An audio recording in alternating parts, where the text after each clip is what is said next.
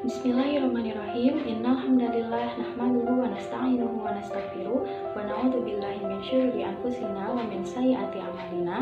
May yahdihillahu fala mudhillalah wa may yudlil fala hadiyalah. Asyhadu an la ilaha illallah wahdahu la syarikalah wa asyhadu anna Muhammadan abduhu wa rasuluh alladzi la nabiyya ba'da amma ba'du. Saya Triawangi Asri dengan NIM 21032901 akan menyelesaikan tugas yang diberikan oleh Bu Intan Nur Amelia mengenai pelajaran sejarah peradaban Islam.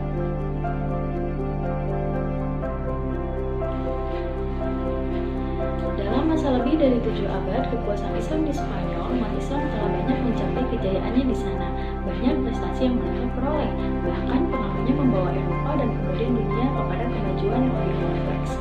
Yang pertama dalam kemajuan intelektual, itu ada dalam bidang filsafat, sains, fikih, musik dan kesenian, lalu bahasa dan sastra.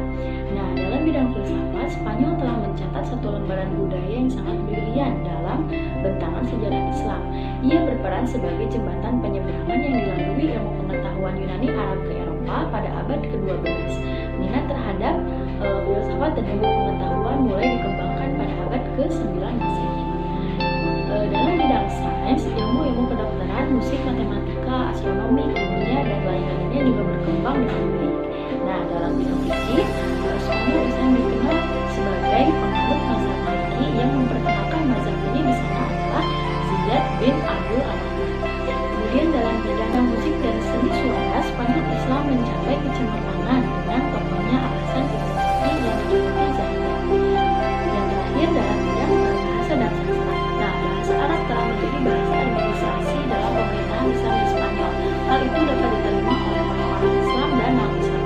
Bahkan penduduk asli Spanyol menomorduakan bahasa asli mereka. Mereka juga banyak yang ahli dan mahir dalam bahasa Arab, baik keterampilan berbicara maupun tata bahasa. Kemajuan Eropa selanjutnya adalah kemegahan pembangunan fisik. Aspek-aspek pembangunan fisik yang mendapat perhatian umat Islam sangat banyak. Dalam perdagangan, jalan-jalan, dan pasar-pasar mulai dibangun. Demikian juga dengan dalam bidang pertanian. Sistem irigasi baru diperkenalkan kepada masyarakat Spanyol yang tidak mengenal sebelumnya. Dam-dam, kanal-kanal, saluran sekunder, tersier, dan jembatan-jembatan air mulai didirikan. Tempat-tempat yang tinggi dengan begitu juga mendapat jatah air. Industri di samping pertanian dan perdagangan juga merupakan tulang punggung ekonomi Spanyol Islam. Di antaranya adalah tekstil kayu, kulit, logam, dan industri barang-barang tembikar. Namun demikian, pembangunan fisik yang paling menonjol adalah pembangunan gedung-gedung seperti pembangunan kota, istana, masjid, pemukiman, dan perkampungan. Yang ketiga, faktor-faktor pendukung kemajuan Spanyol Islam. Kemajuannya sangat ditentukan oleh adanya penguasa-penguasa yang kuat dan berwibawa yang mampu mempersatukan kekuatan umat Islam. Toleransi beragama ditegakkan oleh para penguasa terhadap penganut agama Kristen dan Yahudi, sehingga mereka ikut berpartisipasi mewujudkan peradaban Islam di Spanyol. Demikianlah keharuman Islam dan pengaruhnya terhadap kebangkitan di Eropa. Penyebab kemunduran dinasti Bani Umayyah itu ada beberapa faktor. Yang pertama, perang saudara antara sesama Bani Umayyah. Lalu, perang saudara juga terjadi antara kelompok Qais atau Arab Utara dengan kelompok Yaman, Arab Selatan. Karena keduanya bertentangan berusaha untuk mendukung kandidat keupanya masing-masing. Yang ketiga, diskriminasi terhadap kaum Mawali. Penyebab lain yang membuat Bani Umayyah itu adalah terjadinya pemberontakan yang disebabkan oleh diskriminasi terhadap kaum Mawali, yaitu orang non-Arab yang baru masuk Islam. Adanya diskriminasi membuat kaum Mawali tidak bisa memegang jabatan tinggi, dipandang rendah secara sosial serta harus membayar jizyah atau pajak walaupun sudah masuk Islam. Yang keempat yaitu pemberontakan Bani Abbasiyah ketika kekuasaan Bani Umayyah yang dipegang oleh Yazid. Masyarakat merasakan bahwa kehidupan mereka tidak diperhatikan. Oleh sebab itu, kerusuhan pun terjadi sampai masa pemerintahan yang sudah berganti dan dipimpin oleh Hisham. Khalifah selanjutnya tidak hanya lemah, tetapi juga bermoral buruk. Hal ini kemudian dimanfaatkan oleh Bani Abbasiyah untuk melancarkan pemberontakan yang dikenal dengan sebutan Revolusi Abbasiyah. Kekuasaan Bani Umayyah di Damaskus pun runtuh pada Januari 760 Masehi, ketika Khalifah Marwan dikalahkan oleh pasukan Abbasiyah dalam pertempuran Zab. Peristiwa itu menjadi tanda berakhirnya pemerintahan Bani Umayyah di Damaskus. Namun, salah seorang keturunannya bernama Abdurrahman Ad-Dakhil berhasil melarikan diri ke Afrika Utara dan menyeberang ke Andalusia, Spanyol. Abdurrahman kemudian mulai membangun kekuasaan Bani Umayyah di Andalusia dan memusatkan pemerintahannya di Cordoba. Kekuasaan Bani Umayyah di Cordoba bertahan hingga 1031 Masehi. Yang selanjutnya penyebab kemajuan dinasti Abbasiyah. Yang pertama, keberhasilan dua khalifah awal yaitu Abu Abbas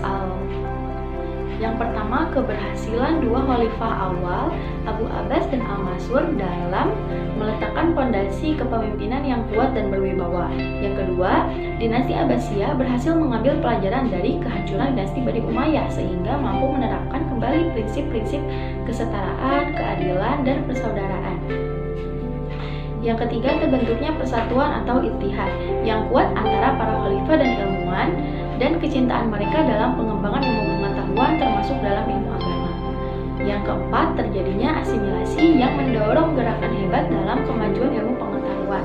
Yang kelima, pada periode awal kekhalifahan sudah terbentuk tentara yang profesional, yaitu satuan militer yang diorganisasikan dengan baik sehingga hanya loyal pada kerajaan atau dinasti, bukan pada suku atau golongan. Selanjutnya, faktor-faktor penyebab kemunduran dinasti Abbasiyah. Ada dua faktor, yang ada faktor internal dan faktor eksternal. Faktor internalnya yaitu hubung dunia atau kecintaan yang berlebihan terhadap kemewahan dunia.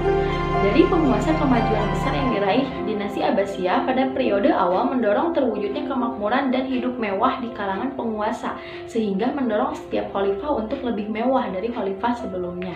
Yang kedua, perebutan kekuasaan antara keluarga Bani Abbasiyah. Yang ketiga, meningkatkan konflik keagamaan. Maksudnya konflik antara kelompok Sunni dan Syiah.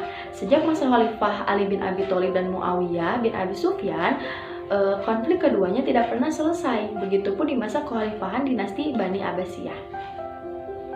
Yang keempat, meningkatkan ketergantungan kepada tentara bayaran dan merosotnya jiwa patriotisme. Kemudian faktor eksternalnya yaitu banyaknya pemberontakan, dominasi bangsa Turki, dan dominasi bangsa Persia. Ibro yang bisa diambil dari kerajaan Turki Utsmani, Syafawi, dan Mughal ialah untuk dapat mempertahankan suatu imperium diperlukan usaha-usaha besar agar dapat selalu menyesuaikan diri dengan relevansi dan perubahan zaman. Sangat penting untuk dapat mengatur dan memiliki proyeksi finansial yang mumpuni. Sejarah Asia Tenggara telah dimulai sejak zaman prasejarah. Masyarakat dan kebudayaan di Asia Tenggara di kemudian hari berkembang menjadi beragam budaya dan bangsa yang berbeda-beda dan spesifik, dengan pengaruh dari budaya India dan budaya Tiongkok. Pada masa pra dan pasca kolonialisme, budaya Arab dan budaya Eropa juga memiliki pengaruh yang besar bagi masyarakat Asia Tenggara pada umumnya. Sejarah masuknya Islam di Asia Tenggara sampai saat ini merupakan polemik panjang yang menimbulkan pro dan kontra antara sejarawan, agamawan, arkeolog, dan intelektual. Namun yang menjadi referensi umum masuknya Islam di Asia Tenggara adalah melalui proses perdagangan internasional yang berpusat di Selat Malaka melalui para pedagang Muslim Persia dan Arab. Tercatat pada abad ke-7 dan 8, banyak pedagang Muslim Persia dan Arab yang turut berlayar dan berdagang di Selat Malaka, sebab Selat Malaka menjadi tempat strategis untuk menghubungkan antara Asia Timur, Asia Tenggara, dan Asia Barat. Selain perdagangan, Islam masuk di Asia Tenggara melalui jalur perkawinan, perdagangan, dan pembangunan masyarakat Muslim Arab, Persia, dan India dengan masyarakat pribumi.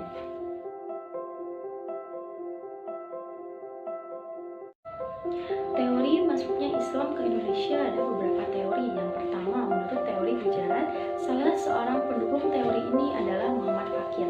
Hal ini dapat dibuktikan di mana teori ini mendasarkan argumentasi bahwa pada pengamatan terhadap bentuk relief nisan Sultan Malik As-Soleh yang memiliki kesamaan dengan nisan-nisan yang terdapat di Gujarat.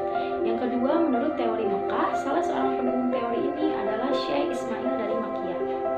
Hal ini dapat dibuktikan bahwa kelompok penduduk Nusantara pertama yang Islam adalah menganut mazhab Syafi'i, merupakan mazhab istimewa di Makkiyah atau Mekah.